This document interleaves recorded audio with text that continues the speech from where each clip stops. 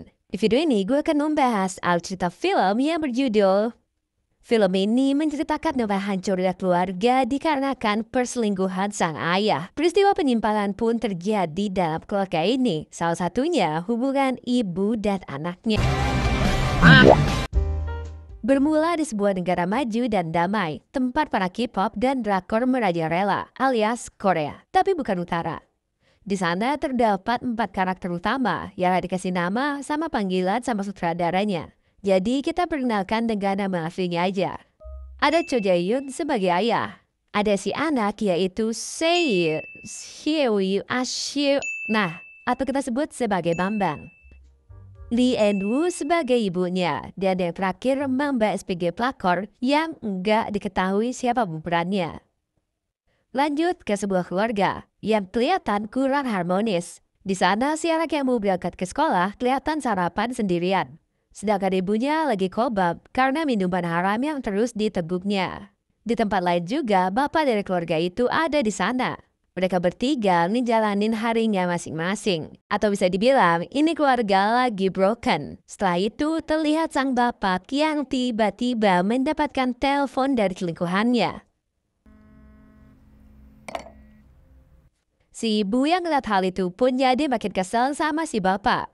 Si ibu pun langsung inisiatif buat ngerebut HP suaminya itu. Dan karena aksi dari sang istri, bapak ini pun marah. Dan perang dunia bertaraf rumah tangga pun terjadi. Di pagi yang seharusnya menjadi hari yang indah itu.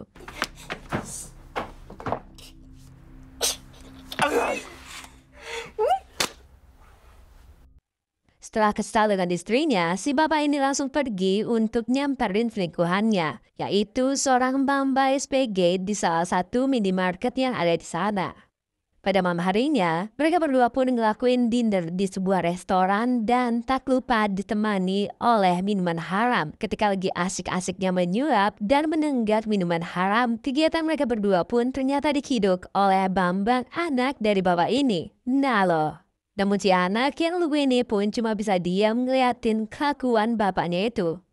Kemudian mereka berdua pun kalap dengan minuman haram itu. Hasil, si bapak ini yang awalnya mau nganter mbak ini pulang berujung stuck dan ngelakuin kegiatan yang penonton harapkan di dalam mobil.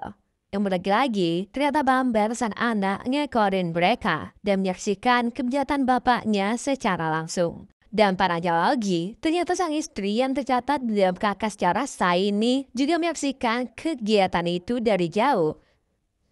Karena setelah udah sampai di ubun-ubun, akhirnya ibu ini pun langsung neror rumah si pelakor dengan mencait kacanya pakai batu.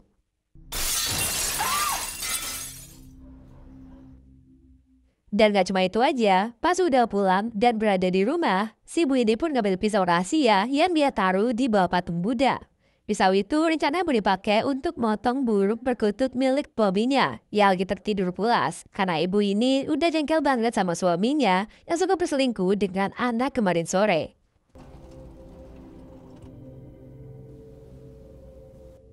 Tapi pas si ibu bergerabah target sembelihannya, tiba-tiba si bapak bangun dan lalu menyerang balik istrinya itu.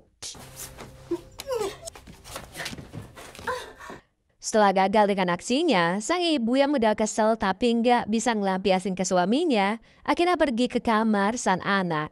Di sana terlihat si Bambang sedang tertidur pulas. Sang ibu menghampiri Bambang sambil membawa pisau. Dan tiba-tiba sang ibu pun... Hal ini dilakukan sebagai ultimatum kekesalannya bagi suaminya sendiri. Tapi sayang anaknya yang gak bersalah malah jadi imbasnya. Tragedi malam itu pun berakhir tragis. Karena ayah Jaya langsung nyamperin bocil malang itu udah terlambat. Sang ayah pun hendak meminta manuk malang itu. Namun spontan si ibu ini malah jambalin gitu aja. Setelah kejadian kelab itu, si bapak pun ngebawa anak itu ke dokter untuk dapetin penanganan yang lebih lanjut. Dan di tempat lain, ibu yang terlihat dan berjalan sepoyongan di jalan karena kilaf atas apa yang telah ia lakukan kepada darah dagingnya sendiri. Di sana sang ibu melihat seorang pria yang baru saja menunduk kepada patung Buddha. Dan sepertinya bentuk penyerahan diri sepenuhnya kepada Sang Pencipta menurut kepercayaannya. Si ibu pun langsung ngikutin arah kepergian pria itu.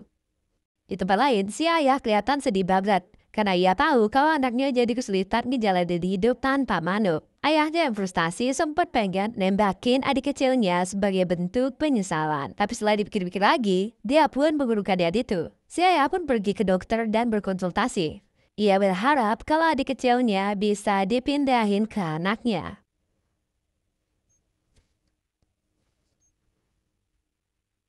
Si Bambang pun sekarang jadi malu untuk bersekolah. Karena ketika ia sedang buang air kecil, temannya menciduk manuk Bambang yang udah hilang. Waduh.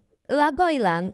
Hal itu pun ngebuat anaknya jadi sasaran empuk pembulian. Dan akhirnya si anak ini ngebolos mulu. Si anak pun pintar karena dia ngebolos ke tempat mbak-mbak pelakor. Di sana ia pun dipancing juga sama si mbak kasir yang budinya cukup semlewat ini. Tapi karena sekarang Bambang udah gak punya manuk, hal itu pun membuatnya jadi mati kutu.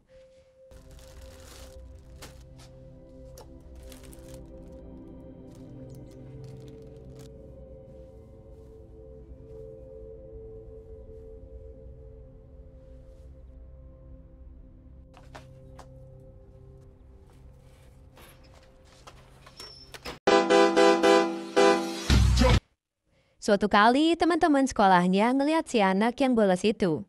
Lagi-lagi ia pun dibully. Namun beruntung karena terdapat preman di wilayah sana yang bantuin dia.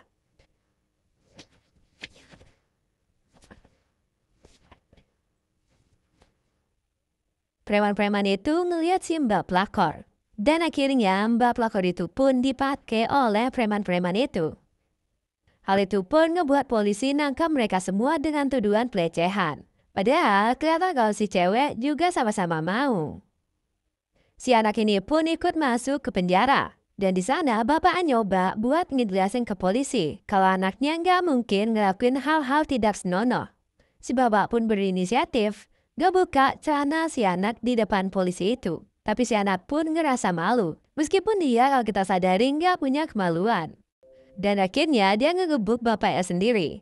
Polisi yang bertugas pun juga kena bogem mentah. Dan akhirnya si anak dihukum kurungan beberapa hari. Awalnya di sana semua penghuninya bertingkah normal-normal aja. Hingga pada malam harinya, si Bambang pun dipeluk oleh penghuni pria di sana. Sontak si Bambang yang masih tertarik dengan wanita pun akhirnya risih dengan hal itu. Dan langsung melayangkan pukulan maut ke tahanan yang ada di sana. Hal itu pun dilihat sama polisi yang bertugas dan akhirnya si anak pun dipindah ke sel yang terisolasi.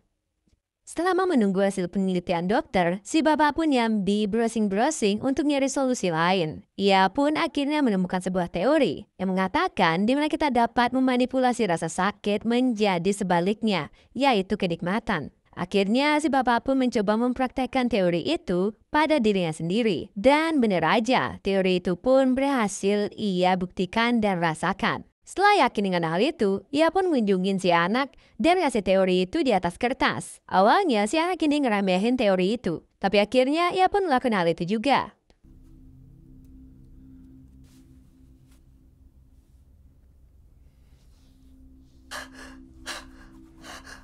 Dan singkat cerita, kini waktu berlalu dan si anak udah dibebasin.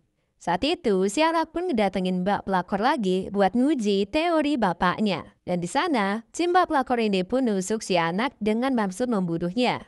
Si mbak ini sebenarnya kesel karena dia digoda Bambang terus tapi si Bambang gak bisa eksekusi. Tapi di samping itu, ia keheranan karena anak ini malah keenakan. Akhirnya si mbak pun tahu juga cara muasin dengan basic rasa sakit itu. Dan ia pun malah ngebantuin anak ini.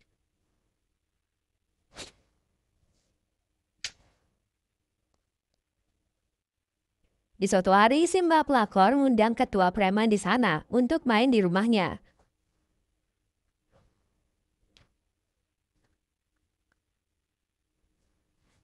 Dan pas mau ngelakuin kegiatan yang penonton harapkan, tiba-tiba manung si ketua preman itu pun terpotong dan berniat untuk diambil sama si Bambang.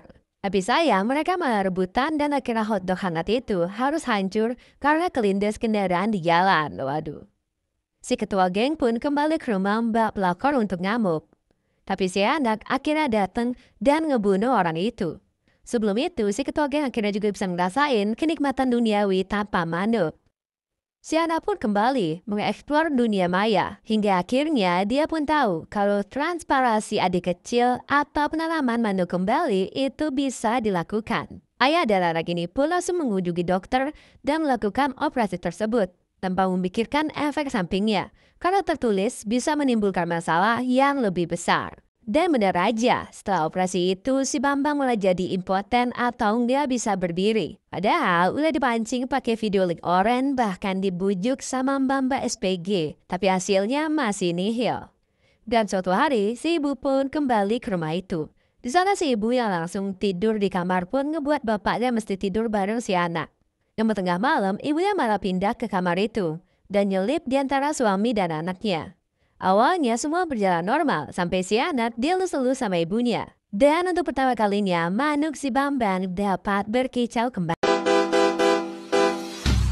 Mereka semua pun heboh, terlebih si anak yang pengen langsung test drive bareng Bambak pelakor. Namun sayang, Bambak pelakor itu harus kena PHP lagi, karena adik kecilnya nggak bisa aktif ketika bersama Bambak ini. Siana pun pulang dengan rasa kecewa, dan ibunya kembali mencoba untuk menggodanya. Si bapak, ya cemburu pun akhirnya kesal dan misahin ibu dan anak itu. Namun malam harinya, si ibu pun ngendap-ngendap masuk ke kamar. Dan si ibu ini pun menyuguhkan montainnya. Dan benar aja, adik kecil si Bambang pun akhirnya dapat berkecewa lagi. Dan nangis, si ibu ini pun ngelakuin kegiatan yang penonton harapkan.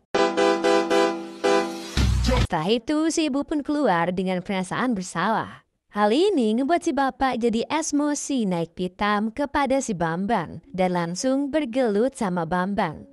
Bambang pun jadi sedih karena semuanya malah jadi kacau balau karena manuk beria si Bambang di mana masalah yang besar akan semakin berdatangan. Keluarga itu pun menjadi semakin canggung dan tidak harmonis setelah itu. Situasi kacau balau nampak dengan jelas terjadi di keluarga kecil itu. Suatu malam, entah apa yang merasuki sang ibu, ia pun berdandan untuk menarik perhatian si Bambang. Tapi pada saat itu, si bapak udah gak kuat lagi dengan semua kekacauan ini dan berniat untuk mengakhiri semuanya. Dan terlihat jika adik kecil si Bambang hanya dapat berkicau jika membayangkan sang ibu. Tapi suara tembakan terdengar ketika si anak baru saja puas setelah sekian lamanya.